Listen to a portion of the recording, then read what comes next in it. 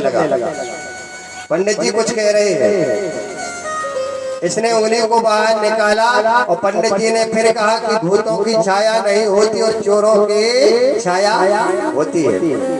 इसने इतना सुना और ये आगे बढ़ दिया और जब ये आगे गया तो इसके घर में चोर प्रवेश थे। इसके घर में चोर घुसे हुए थे, खड़बड़ी मची हुई थी। अब इसको ध्यान आई भागवत की।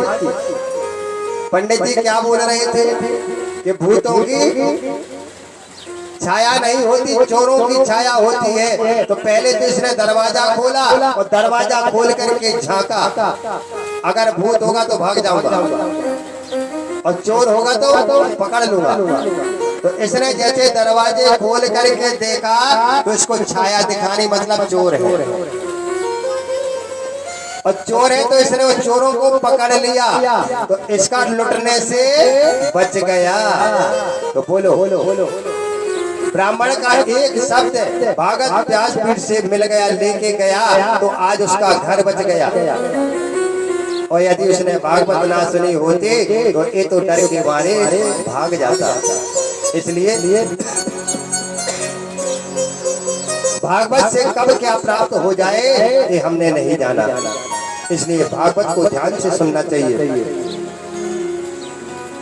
तो आज भगवान शंकर शुक के रूप में राधा जी के यहाँ सेवा करने के लिए, देखिए राम जी की सेवा करने के लिए 11वें रुद्र रूप में आए और यहाँ शुक रूप में राधा जी के यहाँ। इसलिए कहा है कि मोह मोल बहुसोल प्रदर कि त्याग हो सब अभिमान भजो राम रघुनायक कृपा सिंधु भगवान। आज श्री सुखदेव जी महाराज कहते हैं राजन जो भीष्म थे, भीष्म का कोई कसूर था क्या? भीष्म पितामह थे, क्या उन्होंने पाप किया था? किसी की हत्या की थी?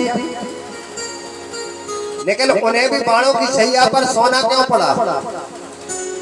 क्योंकि ऐसा नहीं कि जब तुम पाप करो तो उसका फल मिले, नहीं, पाप होते हुए भी देखोगे और यदि तुम्हारी नजर ने पाप देख लिया तो नहीं, पाप आपको भी लगेगा, उतना पाप आपको भी लगता है। तो आज भीष्म का क्या दोष था जो बाणों की शैया पर सोना पड़ा? क्योंकि भीष्म पितामह ने पाप होते देखा था। जब द्रौपदी की लाज लुटी जा रही थी, प्यारे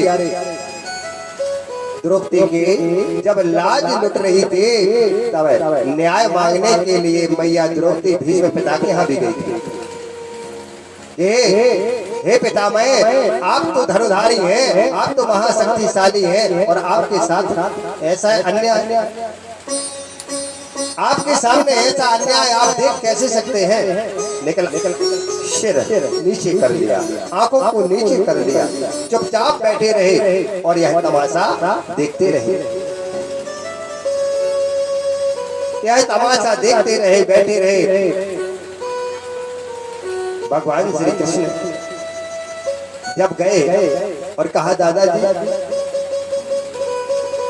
आपका दोष नहीं है, आपने पाप नहीं किया, कुछ नहीं किया, लेकिन दादाजी एक बात कहूं, आपने पाप होते तो देखा है।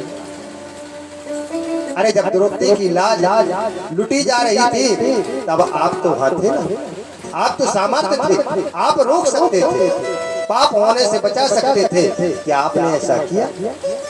नहीं किया ना। और द्रौपदी की लाज लुट रही थी, न्याय मांग रही थी, तब मैंने उसकी लाज बचाई भैया बनकर। जब मैंने उसकी लाज बचाई थी, खींचे जा रहा था साड़ी का पल्ला खींचकर और प्यारे इतना खींच रहा था कि उसकी लाज लूटने के लिए सभी द्रोणाचार, कृपाचार्य और भीष्म पितामह बैठे हुए थे, सभी पति बैठे हुए थे, लेकिन किसी ने द्रौपदी को नहीं बचाया। और जब सबकी आशा टूट गई तब मैया द्रौपदी कहने लगी कि भरे सभा में तेरे द्रौपदी कि बड़ी रे सभा में तेरे द्रौपदी अरे कहाँ पे तेरे लगाई गोपाल